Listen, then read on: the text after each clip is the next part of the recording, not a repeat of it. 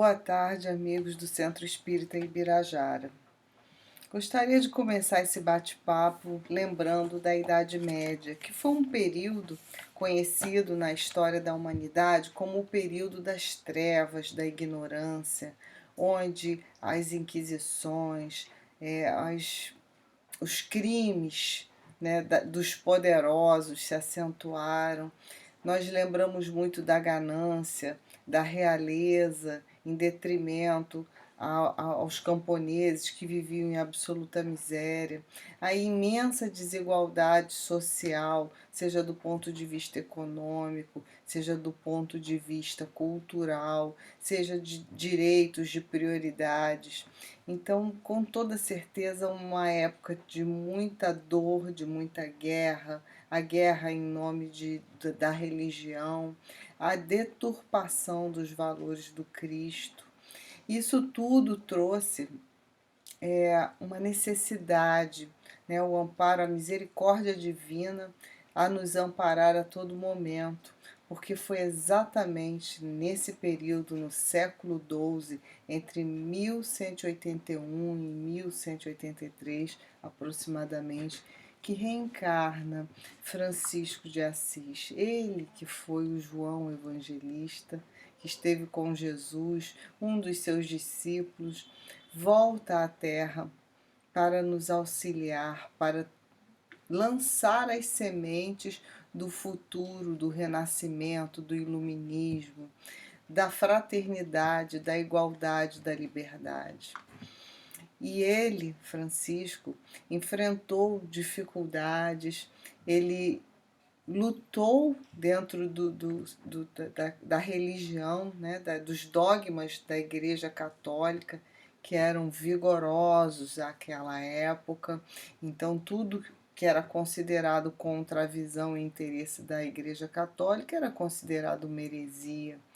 E ele trouxe a simplicidade, ele trouxe a alegria, aquela sisudez, né, que os religiosos ostentavam de uma maneira equivocada, né? Porque quando se está pleno, quando se está amparado, quando a sua fé te dá suporte, não se pode estar triste, não se pode estar sisudo, não se pode estar mal-humorado. E Francisco de Assis provou isso, porque ele era fraterno, paternal com todos, alegre, leve e carregava as suas doenças, suas chagas, suas questões de saúde, tendo desencarnado jovem, né, para nós nos tempos de hoje, mas até naquela época não era nem tão jovem assim, né? Ele não chegou a completar 50 anos. E aí eu trago essa figura e esse tempo, né, que é a Idade Média, e essa figura, esse espírito, essa história de Francisco de Assis, para a gente começar a pensar sobre a afabilidade e a doçura, que é o tema do nosso estudo de hoje. Então, lá no Evangelho segundo o Espiritismo, no capítulo 9, bem-aventurados os que são mansos e pacíficos, tem lá o item 6, afabilidade e a doçura. E é um pequenino texto de poucos parágrafos em que Lázaro, e esse é um texto de 1867, começa colocando para a gente, faz uma advertência que vale muito a pena a gente refletir, dizendo que nós somos até por educação, por treino, que nós nos apresentamos até afáveis, dóceis, mas na verdade isso é um treino, isso uma hipocrisia das nossas almas, porque a afabilidade e a doçura não é algo que se treina, que se aprende. A afabilidade e a doçura é uma consequência da benevolência e do amor ao próximo. Por isso que eu começo falando de Francisco de Assis, porque a gente imagina, né, que esse espírito ele tenha sido muito doce, muito afável, muito querido, muito paternal, como tantos outros, Bezerra de Menezes, né, que nós, pelas mensagens, pelos seus textos, a gente já se sente acolhido, abraçado. Francisco, outro Francisco, né, Chico Xavier, também, pelos vídeos que nós conhecemos, aqueles que tiveram a oportunidade de conhecê-lo nessa encarnação, é um exemplo de afabilidade e doçura. Mas será que ele treinou ser assim? Será que ele foi educado para ser afável e dócil? Não, ninguém educa ninguém para ser afável nem dócil. Isso é uma consequência de um sentimento, da presença de um sentimento, de uma emoção anterior. Isso é consequência do amor ao próximo e da benevolência. É o que Lázaro coloca lá na primeira, no primeiro parágrafo. Ele coloca assim: a benevolência para com os semelhantes, fruto do amor ao próximo. Então, esse é o ponto de partida das nossas reflexões de hoje. Fruto do amor ao próximo. Produz a afabilidade e a doçura, que são formas de se manifestar. Então, o que Lázaro vem trazendo é um comportamento. Né? Ele traz ali como nós nos comportamos, com a afabilidade e com a doçura. Mas isso é uma consequência da moral, da dimensão moral nossa, que é termos trabalhado em nós o amor ao próximo e a benevolência. Então, a chave desse texto é compreendermos que seremos dóceis e afáveis se amarmos o nosso próximo, se exercermos a favor do nosso próximo a benevolência. E aí a gente estende um pouquinho esse entendimento, porque já que amar ao próximo como a si mesmo, então precisamos também ser amáveis, né? Precisamos amar a nós mesmos e sermos benevolentes conosco. Todas as vezes em que não alcançarmos as metas que pretendíamos, todas as vezes que nos desequilibrarmos nas nossas palavras, nas nossas ações, cometermos os erros que são humanos e comuns do nosso estágio evolutivo, também deveremos, a favor de nós mesmos, sermos benevolentes nesse exercício de auto-amor. Então a proposta é uma proposta grandiosa. Por isso trago esse exemplo tão grandioso de Francisco de Assis, que teve a favor de si uma vida tranquila, abastada. Seu pai era um industrial na cidade de Perúdia. Sua mãe ela era francesa. Eles tinham uma boa condição social, mas Francisco, logo na adolescência, aos 20 e poucos anos, ele percebeu que a realização dele, a vida dele, a missão dele não estava ligada às questões materiais. E nesse mesmo texto, ele diz, Lázaro coloca assim, que as aparências, né, ele fala muito das aparências, sabe que se pelas aparências se consegue enganar os homens, a Deus ninguém engana. Então Francisco já percebeu que aquela vida que lhe era naturalmente imposta, colocada pela, né, sucedendo seu pai naquela posição, não lhe seria cabível. Não era, aquilo seria uma hipocrisia, aquilo seria uma aparência. Mas ele não deixou de ser importante e não deixou de amparar a muitos e muitos e muitos por ter escolhido um caminho diferente do natural, né, de um filho de uma família abastada na Idade Média, onde ele teria as benesses da sua posição social e não correria tantos riscos de não ser compreendido, né, já que tratava-se de uma igreja católica em que o crime, né, pelas heresias era muito difícil a pena, né, a fogueira, como vários exemplos nós temos. Enfim, ele, apesar disso, ele foi fiel, ele foi verdadeiro, ele foi autêntico com as suas aspirações, com as suas intuições. Então, o texto também traz esse convite à nossa reflexão. Será que estou ocupando o meu lugar cumprindo com o meu papel e com a minha missão? Ou será que eu apenas estou seguindo naturalmente os mesmos pensamentos, as mesmas propostas, as mesmas ideias que os meus familiares, a minha cultura, o meu meio profissional me estimulam a enxergar e a ver?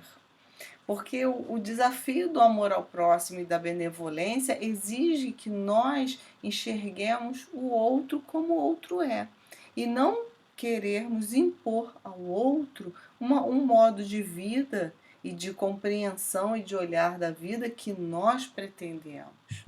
Então não é imposição de poder, é amor. Jung tem uma frase que eu gosto muito, ele diz: onde o amor predomina, não há desejo de poder. E onde há desejo de poder, não há amor, porque um é a sombra do outro. Então o contrário de amor não é desamor, o contrário de amor é desejo de poder. Quando nós nos irritamos muito com alguém que não fez o que a gente queria que essa pessoa fizesse, ou não seguiu os caminhos que nós temporariamente como pais ou educadores, sugerimos e até impomos, isso é desejo de poder, isso não é amor. E muitas vezes a gente justifica, porque fulano é meu filho, meu neto, meu amigo, meu isso aqui, eu quero o melhor para ele. Mas será que o que a gente quer é o melhor? Então, de novo, o amor ao próximo é um exercício também de enxergar a diversidade e respeitar o que cada um quer e escolhe para si. E estarmos ali amparando, amando, compreendendo, né? Sem conivência, mas com benevolência. São conceitos que nós precisamos trabalhar na nossa mente, no nosso intelecto, mas é muito, muito mais importante que no dia a dia, quando estivermos diante de uma emoção, por uma raiva, um desentendimento, por algo que não seguiu como gostaríamos que seguisse em relação ao outro, nos nossos relacionamentos, nós deveremos parar para pensar na afabilidade, na doçura, em que precisamos ter e, portanto, precisamos amar esse próximo e a nós mesmos para lidar com esta situação. Isso é tão importante nos dias de hoje, em que vivemos inseguros, porque podemos adoecer, porque podemos perder o emprego, porque podemos não ter o que comer, porque mergulhamos numa crise que é muito grave e ela tem origem, né, nas nossas ações contra a natureza e ela vai se aprofundando cada vez mais. Então encontramos algumas soluções, mas daqui a pouco parece que o problema volta. Isso tudo produz em nós uma desconfortos e inseguranças muito grandes. E tendemos a agir de uma maneira enfática, dura, com palavras duras, com olhares duros, quando temos a possibilidade de, através da compreensão do outro, da aceitação do outro com as dificuldades que o outro tem e também da compreensão de nós mesmos com as nossas dificuldades, colocarmos na nossa forma de agir a afabilidade e a doçura. E aí a gente desarma todos. E aí o outro não tem por que se defender de nós, porque nós não atacamos. E é sensacional, porque de fato o entendimento é alcançado. Aquela pessoa que está mais nervosa vai se acalmar, aquele outro que está desequilibrado pelas inseguranças que são naturais e características dos tempos de hoje se acalmará. E vamos assim desengatilhando as nossas emoções. Vamos agindo, vamos nos colocando na posição de atores e na posição de protagonistas das nossas próprias vidas. Somente através desse comportamento de amor, de afabilidade, de doçura que vem da benevolência, nós conseguiremos superar esses tempos em que existem raivas, ódios, polaridades, cisões em famílias por questões políticas, por divergências políticas de olhares, em que defendemos uma posição que nem sempre temos a completa visão do que nós estamos defendendo, né? É quase que uma questão coletiva, né? Um complexo, algo que nos leva a defender essa ou aquela posição sem termos uma base científica, sem termos a racionalidade. Isso tudo por quê? Porque imaginamos que, né, essa posição ou aquela nos trará mais segurança, nos dará mais rapidamente aquilo que mais precisamos socialmente, que é alguma estabilidade. E talvez isso não aconteça. Por quê? Porque nós temos que trabalhar individualmente para que o contexto social, a malha social se fortaleça. De outra forma, nós não conseguiremos alcançar o nosso objetivo, que é a estabilidade, que é estarmos com o mínimo, com o digno para vivermos, com harmonia, com plenitude. Esse mundo de regeneração é uma conquista de cada um de nós individualmente, a se refletir no nosso comportamento social. Então, por isso a importância desse texto de Lázaro, porque ele já começa dizendo a afabilidade e a doçura são formas de manifestar-se. Então, ninguém consegue simular ser afável, ser dócil. E no texto, Lázaro já coloca, olha, muitas pessoas no meio social, no seu trabalho, se colocam de forma, no centro espírita, se colocam de forma afável e dócil, mas em casa são tiranos, são déspotas. Então, essencialmente, eles não ocupam essa posição. Por isso que é tão importante a gente avaliar qual é o meu comportamento. Como eu sou nas minhas diversas personas, nos diversos papéis que eu exerço, de profissional, de religiosa, de mãe ou de pai. Como eu me movimento nesses papéis? Porque a minha essência, ela deve ser, né, moralmente falando, eticamente falando, de fraternidade, de amor ao próximo, revestida de virtudes, de humildade, né? Que é a mãe de todas as virtudes, porque se não tivermos humildade, a gente não precisa aprender nada, né? Se eu sei tudo, para que eu vou aprender? Então, a humildade é a primeira virtude, é a mãe de todas as virtudes. Então, precisamos pensar muito sobre esse nosso comportamento e, isoladamente, reservadamente, num exame de autoconsciência, na busca do autoconhecimento, analisarmos onde eu funciono de maneira arrogante, autoritária, onde eu me coloco de forma irredutível, inflexível, porque é nesse espaço, é nesse lugar, é com essas relações que eu preciso aplicar mais o amor, a compreensão, buscar a benevolência, né? Aplicar a benevolência para que o resultado desse trabalho seja me comportar, me manifestar com afabilidade e doçura. E assim mudar a ordem, a lógica das coisas. É como Francisco de Assis trouxe para a gente esse exemplo. Se ele tivesse seguido a lógica social da família dele, se tornado um empresário como seu pai era, resguardado e protegido, né, na vida farta que ele teria, em momentos tão difíceis como o da Idade Média, Francisco de Assis não seria nem conhecido por nós, não seria ninguém, como seu pai não seria conhecido, como sua mãe não seria conhecida, porque ele não faria a menor diferença.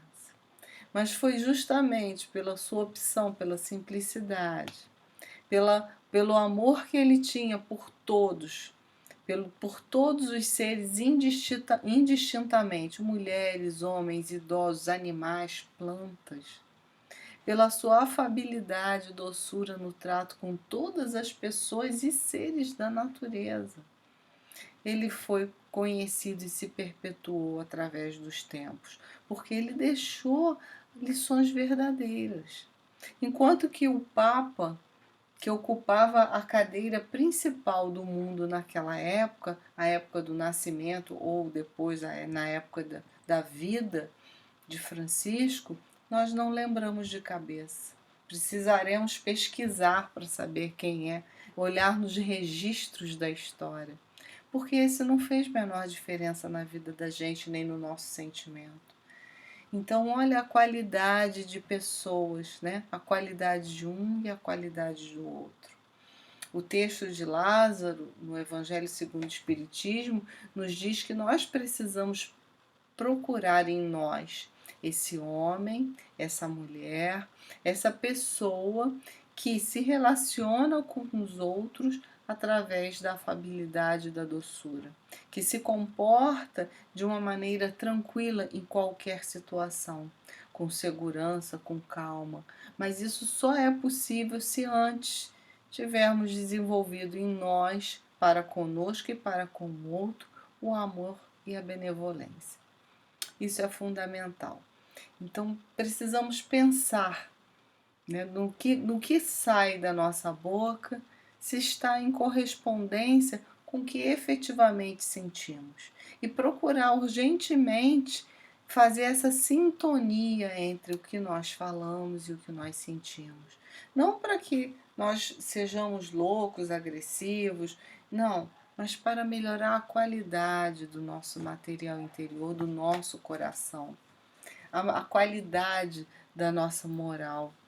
Isso é desenvolvimento, é autoconhecimento. Para isso que serve a reforma íntima e o autoconhecimento. Para alcançarmos uma dimensão de paz, de entendimento, de calma, de plenitude, que virá naturalmente, sem simulação no nosso comportamento. Muitas vezes simulamos sem saber, sem perceber. Vamos no hábito, né? Aprendemos que é melhor não brigar, não revidar, não falar isso, não falar aquilo, não usar palavras impróprias, mas às vezes no nosso coração, no nosso sentimento, na nossa vontade, nós estamos agredindo sim, estamos revidando sim, estamos falando com a linguagem do nosso corpo, com as nossas atitudes, palavras impróprias. Então é justamente essa contradição que nós precisamos eliminar, utilizando sempre a afabilidade e a doçura verdadeiras, né? Com estrutura amparadas no amor ao próximo e na benevolência, como a melhor forma de proceder e de sentir. É um trabalho, é um desafio, mas nós precisamos diariamente pensarmos, né, nos nossos sentimentos, naquilo que nos move, na forma como nós nos colocamos, quais os sentimentos que nos movem, nos despertam, né? E vamos lembrar que a palavra emoção fala de movimento. Então vamos prestar atenção nas emoções quando falamos, quando pensamos. É desejo de poder?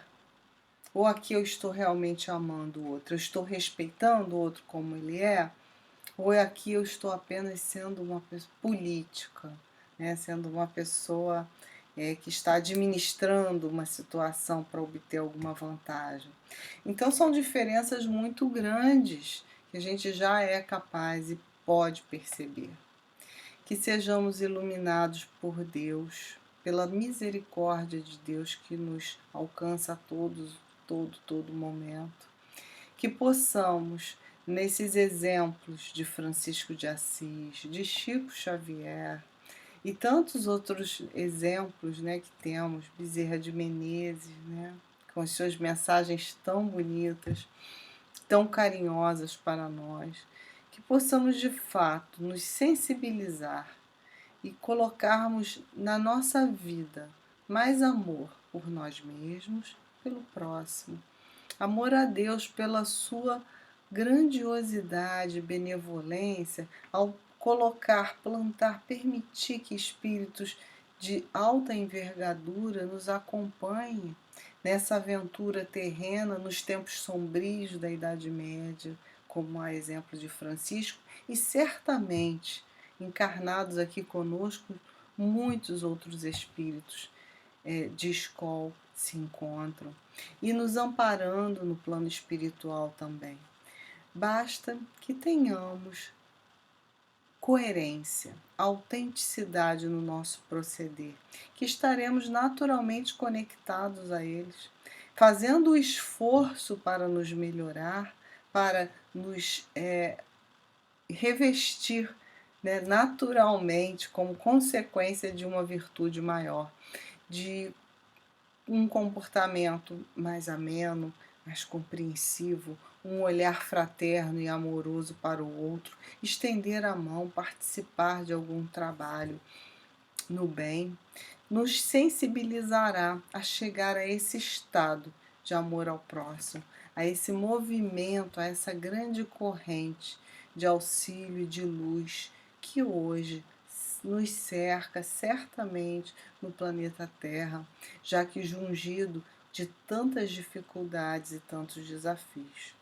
Que estejamos no dia de hoje do lado melhor, façamos a melhor escolha, que possamos estar ao lado daqueles que estão trabalhando pela humanidade.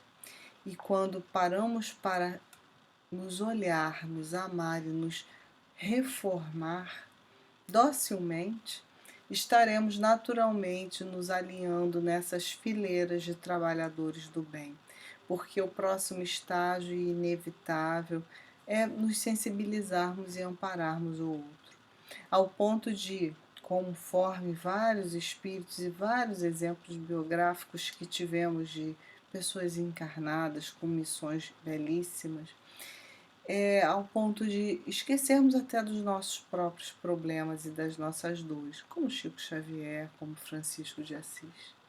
Então, que esses espíritos queridos estejam, né, que seus exemplos, que o seu trabalho amparem a todos nós, a todos vocês, nos nossos lares. Que Ibirajara nos ampare, nos dê a força, a confiança para nos melhorarmos, para aceitarmos aquilo que em nós ainda não está em conformidade com os ideais cristãos e naturalmente, automaticamente, depois dessa aceitação, estejamos fortalecidos para retomar uma caminhada de luz, de evolução, corrigindo arestas, ajustes no nosso coração, na nossa emoção, para que logo, logo possamos, em todas as dimensões da nossa vida, com autenticidade, exercermos a afabilidade e a doçura proposta por Lázaro, com base na doutrina do Cristo, lá em 1867. Que esses ventos possam trazer, renovar aos nossos ares, a nossa atmosfera, a nossa psicosfera. Somente por aí podemos conseguir nos harmonizar em termos de relacionamento. Divaldo disse uma vez que ninguém consegue ir contra o amor. Então, o que a dor não conseguir, o que o autoritarismo não der conta, a briga, a dissensão, a dor, e não dará, o amor dará conta. Então, muitas vezes vemos pessoas revoltadas, carentes, doloridas, convivendo ao nosso lado, e o que elas só precisam é de amor, é de acolhimento. E aí aquele comportamento antes que era de revolta se torna, né, depois de algum tempo, um comportamento de entendimento, de reunião, de harmonia, porque ele é com base na aceitação. Que possamos assumir esse desafio no ano de 2022, né? Nos harmonizar, nos amar e amar ao outro. E quem sabe chegarmos a esse fim desse ano, esses 12 meses, desse ciclo, com um pouquinho mais de afabilidade e doçura nos nossos corações, compartilhar mais essas manifestações que serão genuínas em nossa alma. Muito obrigado, que Jesus esteja com todos vocês neste dia e que possamos ter a base da nossa vida, o Evangelho, a doutrina do Cristo, todas as suas propostas e sempre larmos, olhar, ler, pensar, amadurecer, ocupar as nossas horas de fato com uma boa leitura, com reflexões que nos ajudem a melhorar. Que assim seja. Um beijo carinhoso para todos vocês.